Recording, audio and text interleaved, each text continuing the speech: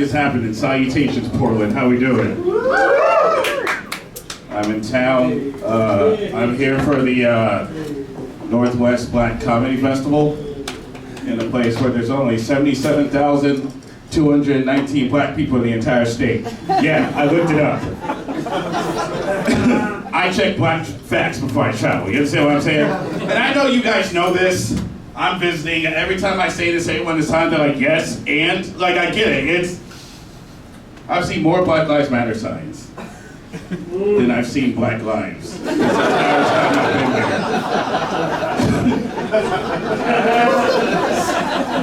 here. Which makes me think, you guys go, Black Lives Matter. My question is, how do you know? I have a lot of white friends with a lot of black friends. And a lot of their black friends annoy my white friends. You understand what I'm saying? I'm like, Black Lives Matter. I'm like, some of them, like, I don't... Like, have you ever had an old black man hit you in the back with no insurance? Have you ever got into an argument with a sassy black woman and she said, I said what I said? Have you ever been living under an apartment where 50 Jamaicans are doing the Cupid shuffle at 2 a.m. in the morning? You guys are saying Black Lives Matter in theory, not execution.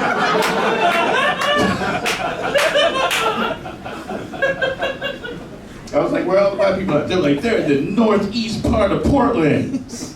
Because, like, you know, to know how dangerous our neighborhood is, we have to have, like, geological, like, locations, you know what I mean? And it'll be like, you guys can tell by my voice, I grew up black in the cul-de-sac. Like, I'm just gonna be like, yo, I'm from the south side of the cul-de-sac. Nobody's scared of me. But we try, though. I got a friend from San Diego, and she goes, yo, I'm from the south side of San Diego, clack, clack, clack, clack, clack, clack. And I'm like, over by SeaWorld? Like, is Shampoo gangbanging? Like, what's... You mean you're from the town of the original gangster, Nick Cannon? Oh my God, this is the Godfather of Oceanside. There could be a dude living in a place called Butterscotch, Massachusetts. And they'll say like, yo, I'm from the south side of Butterscotch, Massachusetts, on Cocoa Canyon Causeway between Rainbow Road and Moo Moo Farms. Don't fuck with me. You mean you live over by the chocolate factory? Like, what are we talking about? It's crazy. I'm sure you guys can tell by my accent that I grew up a big fan of the Dave Matthews Band. And I think that's pretty brave to come out as a Dave Matthews Band fan back in the 90s, you know, because I was the only black kid in my school. But it was a time where this distinguished gentleman from Detroit named Marshall Mathers came out, and white trash kids finally had a hero.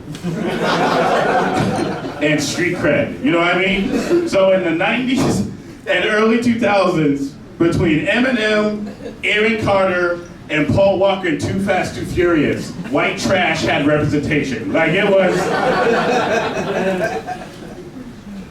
And I was a nerdy kid too. I would go to school and cut corduroys and plaid sweaters and suspenders and shit. I was Jonathan Majors before Jonathan Majors was Jonathan Majors. And there's these kids in oversized hockey jerseys and Janko jeans to roll up on and be like, hey, cub, guess who's back? And that's how I beat Shaq. You like the Dave Matthews Band? I'm blacker than you. And I would say, well, that's preposterous.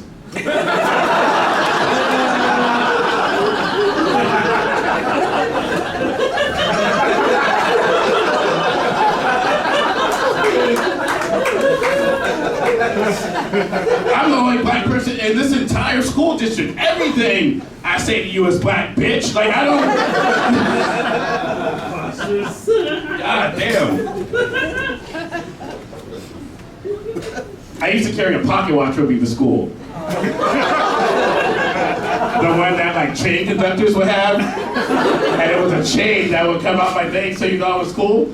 And I'd be like, oh, man, you ain't a real one. And then I'll pull out my pocket watch and go, click. Well, it looks to me that I am late for piano practice, so... And I was on a smoke bomb poof in Shasta, LA. That's how I lived. That's how I got to school. That's how I got to high school. My parents, they're baby boomers. But since they're black, I like to call them civil rights parents.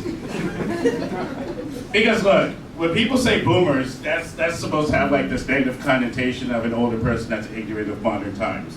But if anyone calls a black person a boomer, I think you should spray them with a fire hose and see how they like it.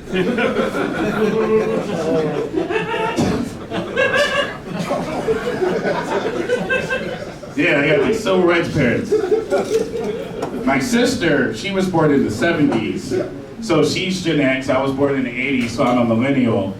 And I would get hand-me-downs from my sister, right?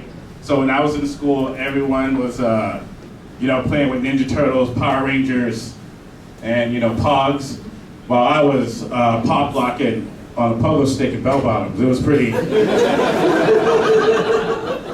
it was pretty bad. But it's interesting now, it's like my parents, my mom, when she calls me on the phone, she gives me antiquated advice. Advice that she got from her father. But my grandfather was born in the late 19th century. You understand what I'm saying? Like in the 1800s. So I'll call my mom and be like, yo mom, this inflation's crazy. And she'll say, well, you know what my father used to say? That chicken is finger delicious, finger licking delicious. Fuck, I fucked that up. Let me do that one more time. Mom, this inflation is crazy. Well, you know what my father used to say? This chicken is finger, God damn it. You know what I'm saying. Finger licking delicious. Then I would say to that, but Mom, did Colonel Sanders say that? And then my mom would go, who do you think he stole the recipe from?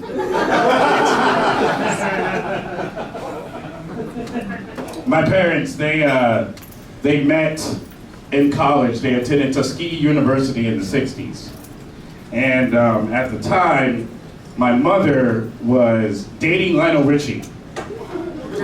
Yes, true story, dating Lionel Richie. I know, my mom denies it, but I know she dated him because she said, what do you think of Lionel? What, that big lip bitch? I'm like, okay, she dated him. So she dated Lionel Richie, and somehow my father swooped in and stole my mother from Lionel Richie. My father's a pimp. You understand what I'm saying? This is amazing. And then Lionel became famous. And my dad got so jealous that my mother has not said hello since 1984. That's the reason I say salutations now, and now you know why I like the Dave Matthews Band. Yeah, I'm Big Tina Jerome Floyd. Thank you so much, you guys.